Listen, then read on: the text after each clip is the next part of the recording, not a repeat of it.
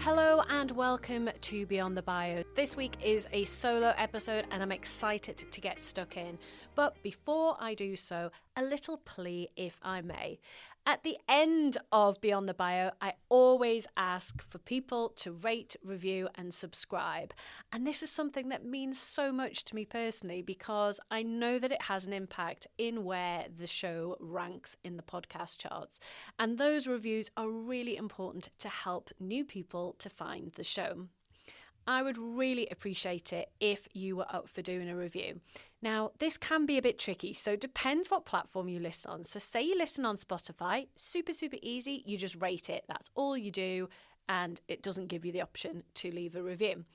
If you are listening to the show on Apple, it's a little bit more complicated and it does require a review as well as a rating. But let me just talk you through how you do it because it's a bit confusing if you've not done one before. So basically, you go into the show, so you can't do this from an episode. You have to actually go into the show itself. Then you scroll down a fair bit and you will see a little section called ratings and reviews. And you'll see the ratings there. You tap to rate. Hopefully, you're going to give it 5 stars. And you just write in a little review as well. So let me just read to you the last review that I got because this is lovely and it's only a few lines long, so it doesn't hopefully take too much time. So Mother Cuppa said, loved it is her title. Excellent. This podcast found me and it was totally relatable to what I want to achieve. The guests give really helpful advice and suggestions and Sophie was great at interviewing them and getting to the juicy bits. I loved the actions and takeaway episodes. We'll listen back to some more of those.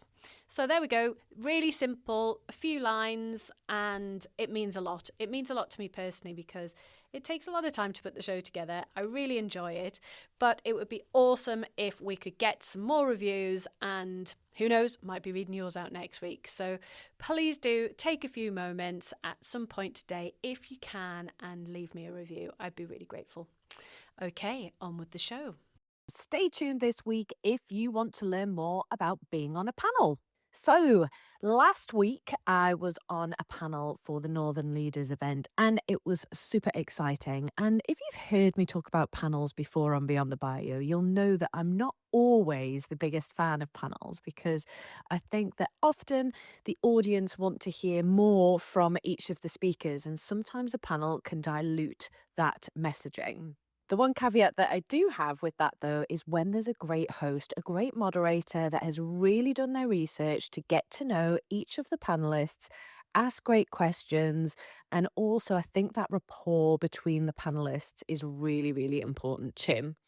And the event that I was speaking at last week had all of those things in spades. As I say, it was for the Northern Leaders, and it was an event that typically would be held in Manchester, but was being held in Newcastle to cover a different area of the North, which, as a proud Geordie, I'm sure you can understand that I was really excited to be involved in. I was on the panel with Sarah Davies, who you may know from Dragon's Den, and also Greg's CEO, Roisin Curry. The event was hosted by a guy called Chris Maguire, who is the editor of a business publication called Business Cloud, which is based in the Northwest. Now, the reason why this worked well was because Chris is a journalist, so he had done lots of research. It felt a bit like This Is Your Life at times. But he had done his research, so he was able to ask thoughtful questions. And I think the other thing that worked well was the fact, or the other thing that made me feel comfortable anyway, was the fact that I knew both Sarah and Roisin. I've been on a panel with both of them actually at various points. In fact, the first time I met Roisin, we were on a panel together and really hit it off and have stayed in touch since. And I've had the pleasure of speaking on stages with Sarah many times, mostly through my work with SmartWorks. So that kind of rapport side of things was already in the bag.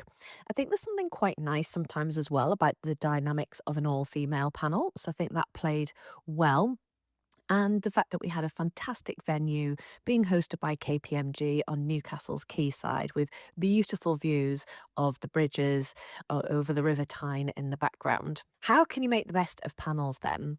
Well, The first thing is once you've been asked to speak on a panel, you will usually get sent some kind of assets that are going to show that you're speaking at the event. There's probably going to be a nice graphic that you can put out there. So you can start benefiting from that profile win straight away as soon as the event is advertised. Another few things that I think are really helpful with panel events are the fact that you can quite easily ask the moderator, the host, for the questions in advance.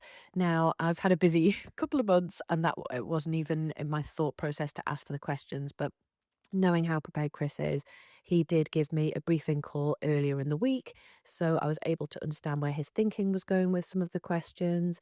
And he did send me some sample questions in advance of the event. So I was able to have a bit of a look.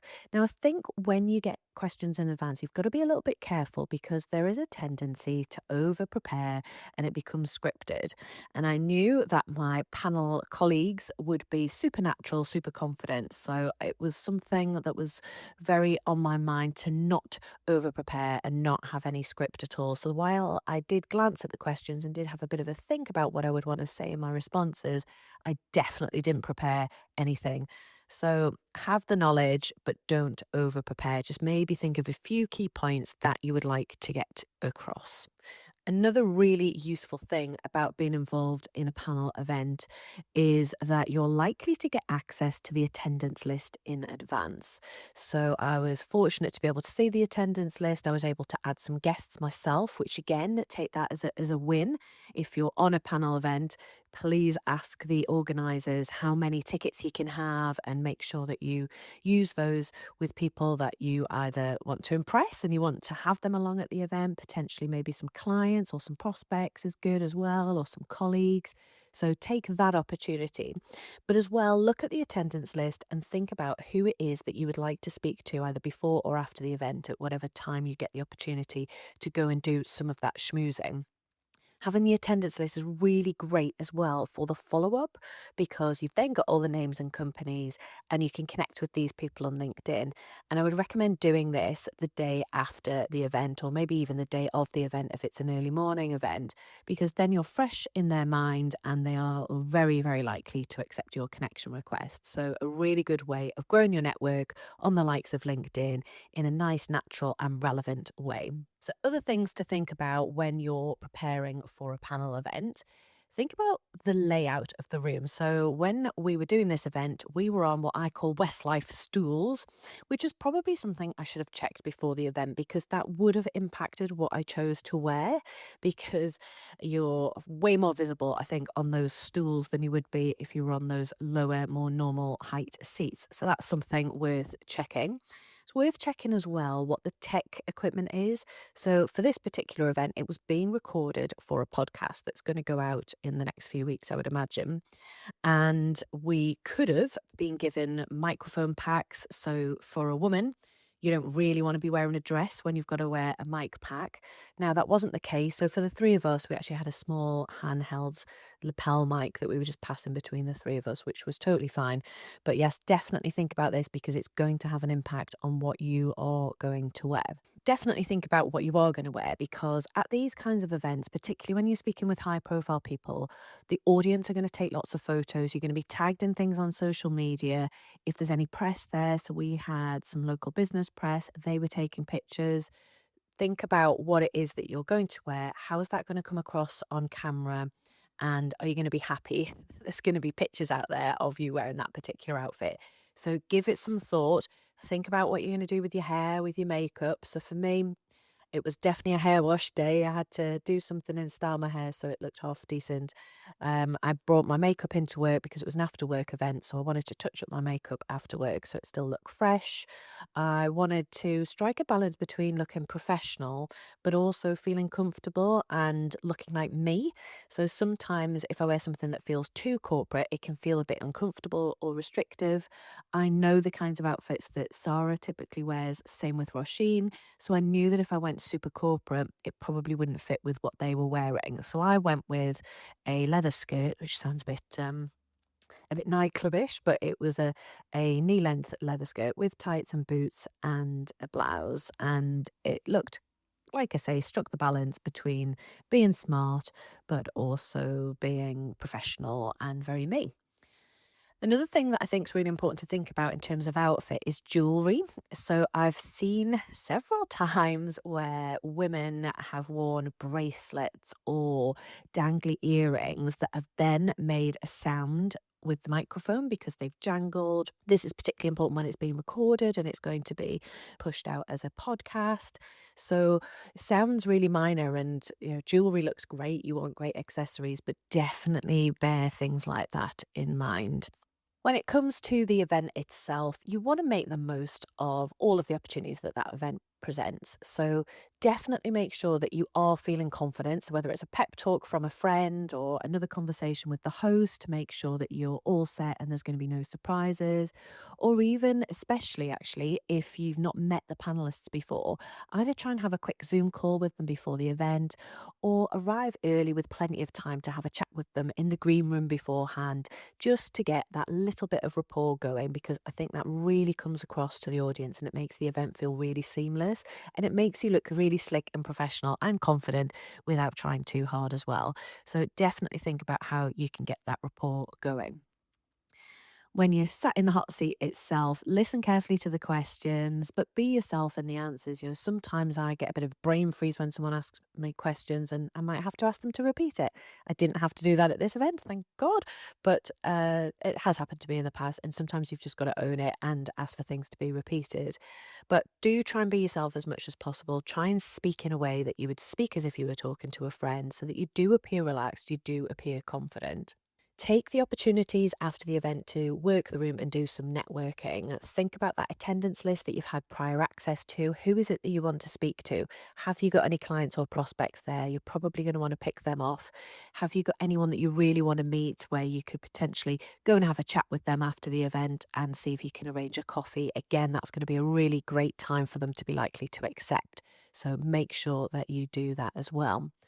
You'll find that people want to take lots of pictures with you after you've been on a panel event. So definitely make sure that you're ready for those and you're looking nice and smiley, because they're more likely to post them if those pictures look good. And again, a great opportunity to raise your profile and be tagged in all the various posts that are going out after the event. And you'll probably want to do your own post as well. So try and get either somebody in the audience to take some great pictures for you, or if you spot any good ones, ask people if they don't mind if you borrow those as well. Really good etiquette to thank the host as well after the event. So whether you do that at the event itself or you drop them a nice card or an email after, because you want to keep in touch with people, you want to maintain good relationships, and it might be that you speak at one of their future events as well. So definitely be nice, because that will be helpful and it will be remembered. If you have a speaker pack or a personal website that promotes you as a speaker, which are both topics that we've spoken about on the podcast before. So if you've missed those and they are of interest and you need some speaker assets, go back and find those episodes. But if you have those assets in place, then make sure that you do get some of those professional photos so that you can update those assets accordingly and showcase the event that you have spoken at.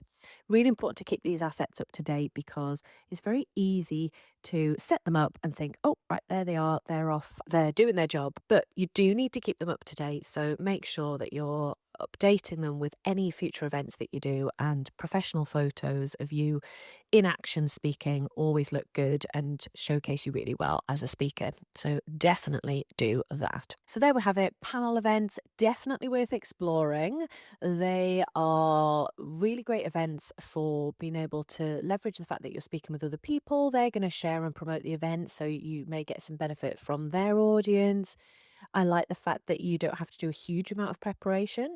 Obviously, you want to be prepared in some of the ways that I've spoken about, but it's not the same as having to prepare or write a keynote speech that you're going to have to deliver for 45 minutes without any notes. So the prep time is low, the benefits are high, the networking is great, the profile raising is great, the social media side is awesome.